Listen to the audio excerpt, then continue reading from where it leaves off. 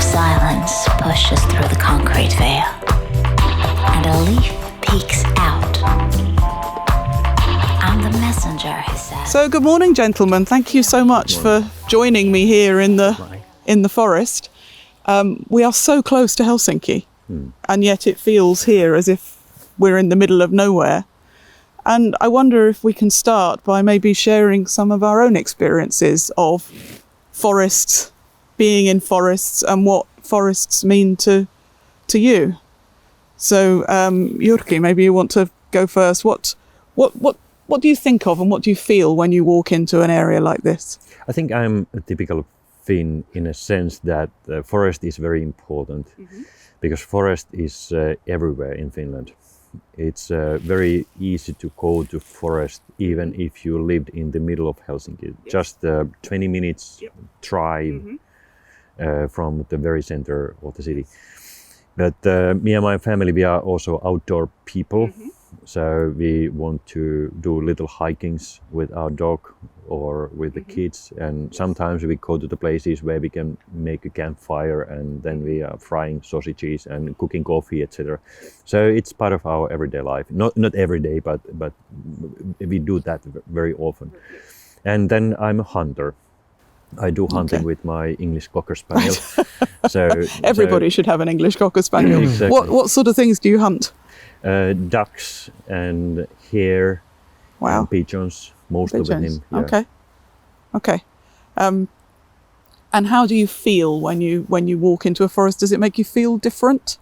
Yes, sure. I mean, it's so easy to relax when you are in forest because if you are deep enough in forest, you can't hear a thing except birds are singing and the nature voices, but also somehow it calms down, and that is one of the reasons why I do visit forest quite often. Like I said, we have a dog, so it's quite easy to go to forest with him, and it's nicer to walk with him there than in the city infrastructure. No, I agree with all of that. Timo, how do you feel when you walk into a forest? Do you feel your blood pressure come down? Yeah, immediately. Yes. Yeah, I think I'm typical Finn as well, but I'm not hunter. I'm bird watcher, and so you watch them before he shoots them. Yeah. I have to be ready for that. But my career, I have a forestry background, and I have been working as biologist in forest sector for 20 years, and with sustainability related issues, and in that way forest has been part of my work. But when I have time, I go to forest, and I'm forest and nature is like it's open book. I want to read, and I have to give the names whatever I see, and in that way I'm part of the nature, and nature is part of me, and forest is very important in many ways to me personally. Can I add one thing? We have one very important thing for all the Finns is that we have very large everyman's right.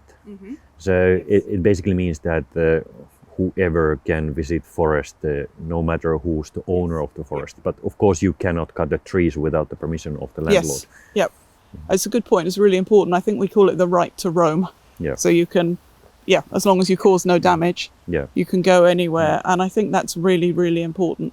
Certainly in the UK, sometimes I'm a bit scared to go to places because you don't know, is this okay? Is this private? Is it safe? So I imagine that makes a huge difference to we Finn. used to say that Finnish forests are open daily.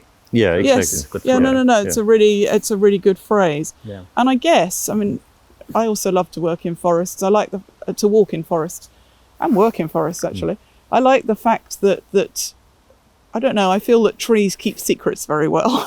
Exactly. You can walk and talk either by yourself or with other people, and it always feels to me like a very safe space that what happens in the forest stays in the forest, which true. I think is that's part of the of the feeling. But I guess there are different kinds of forests, and in Finland there must be many different kinds of forests. So this to me looks like a fairly typical sort of mixed bit of everything. But is there anything special around us now that I should know about, or is it just a standard forest? I think that we are in a very typical Finnish forest, and this is mixed forest, and we have those tree species which spread to Finland after last ice age. Spruce, pine, birch, aspen, goat willows. Wow. I think this is protected area set aside, but in Finland, it's when thinking Finnish nature and Finnish forest, it's very important that those native indigenous tree species are commercial tree species, which industry is using, and in that way, that's one kind of starting point when we maintain and enhance biodiversity in commercial forest landscape. So is there a tension between needing trees for industry, and trees and wood are big business here, and preserving forests and nature for the future? Or has Finland got that balance right, do you think? Of course, it's a very big discussion nationally and globally as well. How to produce wood and how to meet those demands, growing demands globally and in Finland as well. And when protecting biodiversity, we need both. We need nature conservation areas and nature conservation network and nature reserves. But then it's very important what kind of nature we have outside this network.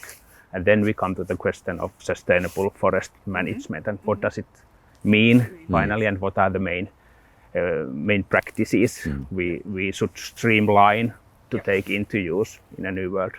Are there practical things that ordinary people like me can do to help preserve forests and increase biodiversity? When we think about nature and the role of it in our personal life, we have to think nature in your garden, nature in your city where you live in, and then we have to understand you can see nature as different kind of species. You just watch or hunt them or use them. But then we come to these benefits we can get from nature, and we have to understand those benefits when thinking that we are totally dependent on nature. But what does it mean, and how we are dependent on it? And then we come to the role of multiple purposes of nature. And for example, there is so much wood, more than wood in our forests. Forests are carbon sinks. Trees are cleaning the air. Trees are using water and cleaning our waters. Forests are good for our mental health, physical health. There is huge amount of wild mushrooms and herbs and berries in our nature, which are free to pick and use. In that way, we all can do something, and when we understand the role of it, then and think what does it mean to live good and meaningful life? And do we have to go to supermarket every day, or could we go to nature and just breathe the air? It's a very good point. So we need a holistic approach. We're not just just looking at. Think about we need science, and this we have to know the nature, and then we have to rethink our values at the same time. Another dimension, adding to what Timo said, is that the biodiversity issue is more local than climate change. Some people in Finland says that there's no point that we reduce our emissions because Chinese are increasing their emissions at the same time. I guess the debate is more or less the same everywhere. But if you look at, for instance, if pollinators like bees and other insects are disappearing from Helsinki region, we cannot blame Chinese. It's our own fault. So we have done something wrong. And actually, this has happened in our Helsinki region. So city planners, consumers, farmers can fix the problem because it's local. So that's why nature, even though it has global positive impacts, it's so close to all of us that if there's a problem, we know that it's our fault and we can fix it. Yes, which is, I guess, is both a benefit and a problem, because it's much easier to understand and to fix something which feels very close to you. Exactly. But it's also much easier to blame somebody else if you think the problem is very close to them. Yeah, exactly. My garden's fine, you need to look after yours. Yeah. And when you put that on a global scale, I guess that's where we are now. Yeah, that's right. That some of us are doing well and are reasonably satisfied with how we're looking after our little bit of the world. But actually, we need to encourage everybody else to do the same.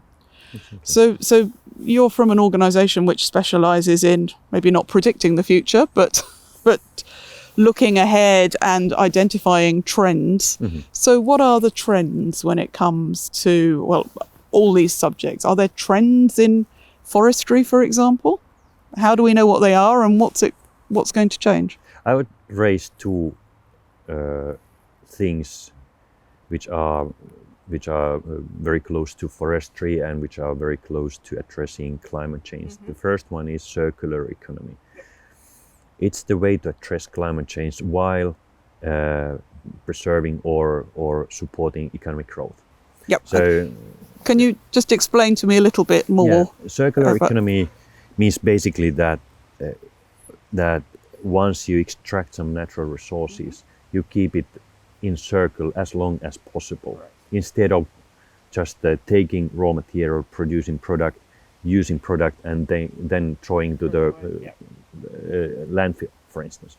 So the more or the longer you keep once taken raw material in circle, the more sustainable it is. And this is a growing area, not only in Finland, but Finland is one of the countries which is a forerunner in this development, especially our traditional industries like machinery industry or pulp and paper or whatever. They have changed their business model so that they use so-called secondary raw material, which is once used already. So it's cheaper for them, or if, for instance, one worldwide company which is producing light pulps. They have changed the business model so that they are selling, or they are kind of leasing or renting light, meaning that they are responsible of maintenance of pulps. So they come and change the broken pulp because they want to sell aluminum parts of it to another business, glass to another. So the raw material keeps in cycle.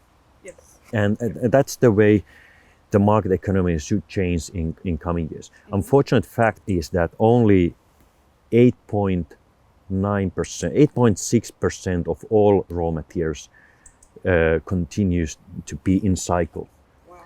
So if you can be quite pessimistic because of this fact, or then you can see that there is huge over demand of secondary raw material.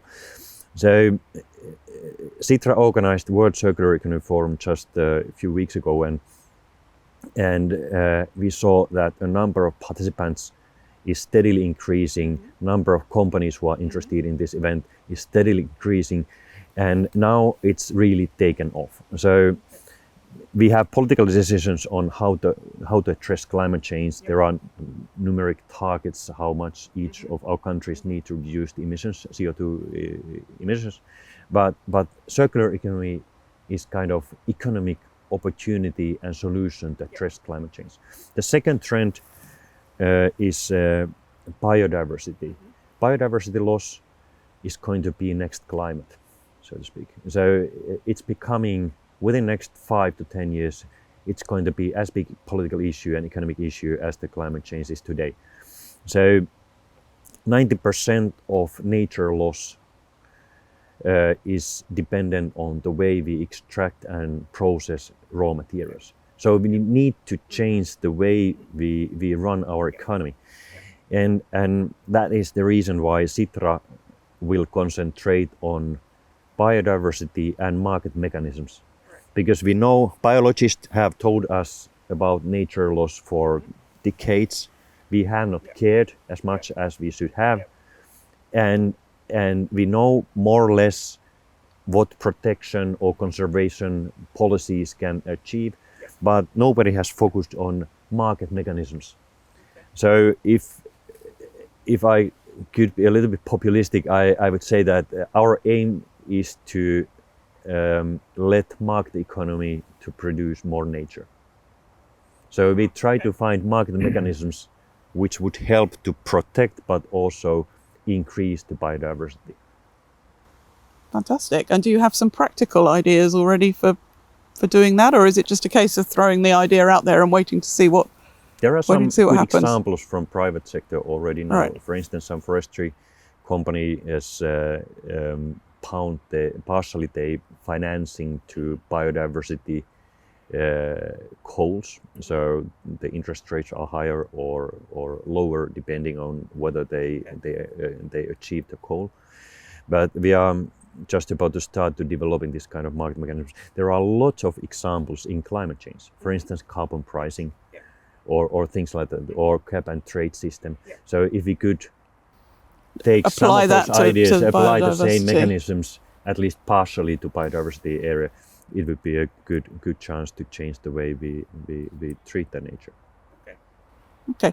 So what will be different in, I don't know, 10, 20 years? Will this forest look any different? We're gonna have more and more dead wood and more mixed forest, and in that way we adapt to global climate change in the future. We are going to no net loss impact on biodiversity. That will be very common target in private sector and in public sector as well. We really have to halt biodiversity loss together globally, nationally in Finland, and that will be good business. Is it difficult or not? I would say that the first question is how to use land, especially when we are talking about bioeconomy and land use sector, and we already have very good solutions and new practices to take into use and streamline them. We have to take care of, in forestry we have to take care of nature in a new way to improve resilience of forest ecosystems and also helping wood production and forest health. We have to take care of pollinators in agriculture and in our fields to have more bees and other pollinators and it's possible. Yeah. But I guess it's that step is moving from something must be done, which everybody agrees, to somebody doing something. Yeah. So is there something that we can do? Is there something governments can do? Who do we need to give the push from agreeing that something must be done to making something happen? We need regulators and government to be active, and then we need private sector solutions where, for example, certification and standardization is very important tool to harmonize way of doing, and not just how to do things and what are the restrictions, but how to measure and monitor the change and biodiversity. It's not very easy to monitor nature. The question is about 50,000 species in Finland, and we can't calculate every species separately. We have to have general level indicators to take into use and to harmonize those methods internationally. And from 1990s, we have had international standards, sustainability standards in forestry, but in other sectors as well. And that's the way to go. And that's one element in a new economy world. And I see that in the future we're gonna have no net loss land use solutions, and then as consumer or customers, they can see from the eco label and what's behind the eco labels in the future. You have the impact and the data calculated to the products so that you can do sustainable decisions when you buy something. So a kind of traffic light system for, Yeah. we have it now, certainly in the UK, we have it for calories and for fat and for sugar content. Yeah, so but that's the we same. could actually do it for, Yeah. and I think we have it for tuna as well. So you can see whether your fish came from Exactly. whether it was caught by a net or a pole, Yeah. and which is more Yeah. dangerous. So, okay, so do that more widely. Yeah. I wonder this is if, a good example of Yes. how the market and consumer behavior has changed. 15 years ago, people were not satisfied. They were not confident that climate change is true. Many industries were just thinking that if we do some restrictions, it's bad for the competitiveness. Now everything has changed when we talk about climate change. The companies are in driver's seat to do changes. They want to reduce their CO2 footprint, and they want to produce sustainable solutions. And this all within the market of course. market frame. Well, as So- Timo said, it has to be good business. Exactly. It has to. If it's Yeah. not good business, it Yeah. won't work, no matter how valuable and important and worthy it is. Yeah, and now It's the biodiversity is coming to the same situation. So it's coming some 10 years behind climate awakening. So the fact is that globally speaking, there are more and more people. There are more people than ever. Our economy is larger and bigger than ever. And those are the two facts which are challenging more than ever before biodiversity. And we just have to include or incorporate biodiversity thinking, as we had done climate thinking, to market economy and to consumers' everyday choices. Best business strategy would be to take ownership of these sustainability-related issues, and instead of traditional lobbying against the change, to capture the value and to take ownership and to innovate and some kind of solution-based and development-focused lobbying would be one name for the success. Yeah. And how do countries which are so far ahead with their thinking on this, such as Finland, help those which are maybe a long way behind for various reasons? What can you do and we do to encourage those for whom this is too expensive or it seems a very distant problem? Well, nature is close to everybody, no matter where you live, because we are so dependent on that. So the best thing I could imagine is to have international rules and international understanding, and in some cases international regulations. Similarly, as what we have done in climate policy, we have international regulation and agreement, and then it's up to each country to implement those agreements. So this is the way it goes. But I would like to add again this market mechanism, the importance of it, because if consumers have realistic and easy way to compare products and do right and sustainable choices, then we can fasten or the development is faster. Yeah. So not To make only it politics, easy for but- people to make the right choices. Exactly. And then the companies need to change their business models and concentrate on sustainability, like they are doing today. So we need political guidance. We need new type of regulation to the market, and then we need private sector to create solutions.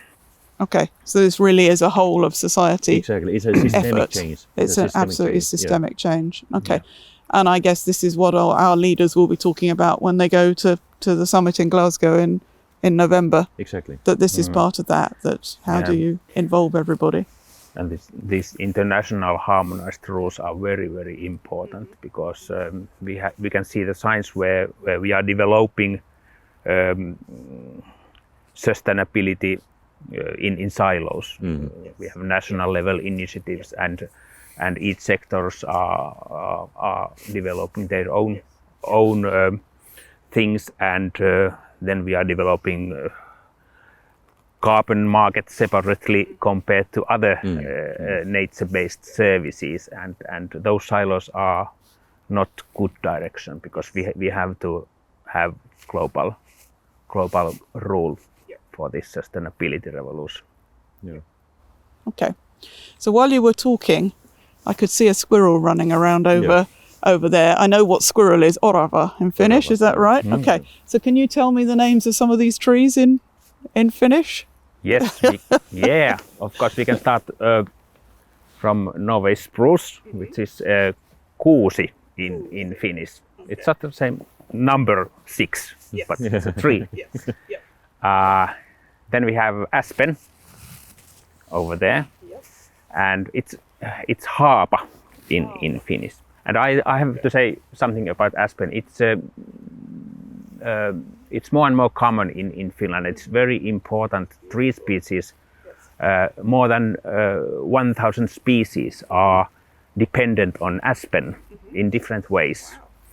Mushrooms living with a tree, giving water to tree when it's growing, and some mosses and lichens living on a trunk, and some insects eating the leaves. And when the aspen falls down, we have those insects and different fungus decaying and living in a dead tree. Goat willow is raita. Raita. Okay. Raita in Finnish. Birch Of tree. course, birch. We have koivu. Koivu. Yep, I know that one. Koivu, yeah. Okay. And what are these ferns? What are they in Finnish? We have different kind of ferns. There are very many species. Is there a generic word? Sananjalka in Sananjalka. Yes. Okay. Yeah. Okay. Right, I have learnt something as well. And so how do you say, is that moss on the stone? Yeah. Several species of mosses. And then we have heard some birds. Some here. birds, For yes. example, What was singing up there? We have robin, it's punarinta. Punarinta. And then we have flock of goldcrests, hippiäinen in Finnish. Hippiäinen. Okay, all right, I'm learning so much. And some field fares, rakattirastas. Rakattirastas, And what a lovely couple name. of song thrushes as well, laulurastas. Laulurastas. Yes. Okay, all right. I'm now a little bit wiser than I was You know. at the beginning. I will try and remember those, and I will try them with my next. We can my next continue this. conversation. The list is quite long. I think I can see, just looking around here, I can see the list. Yes. The list might be quite long. So, well, thank you so much, gentlemen. It's been Thank really, you. really good to talk to you. Are there any messages that you would like to give me, or any thoughts that you would like to leave about forests, about biodiversity, about the future of our forests? Anything general that you would like to close with? Well, when we are heading towards Glasgow COP meeting, one thing is very important to understand, that we have at the same time climate crisis, biodiversity crisis, and pollution. I hate to say all three are crises, but that's the fact. And we cannot solve crises one by one. We have to look at the end. For instance, all the measures taken for addressing climate change are not necessarily good for biodiversity, but other way around, it functions much better. Whatever you do for biodiversity, it will help to address the climate change. And we have to combine economy and economic structures and market forces to address these three issues, because we all need education and healthcare, and it means that we need economic growth. In order to finance our welfare society, we need economic growth, but the quality of the growth needs to be different than it is today or before. So that's why circular economy, all the new ideas how we can create market mechanisms to address biodiversity loss and things like that, they are big opportunities.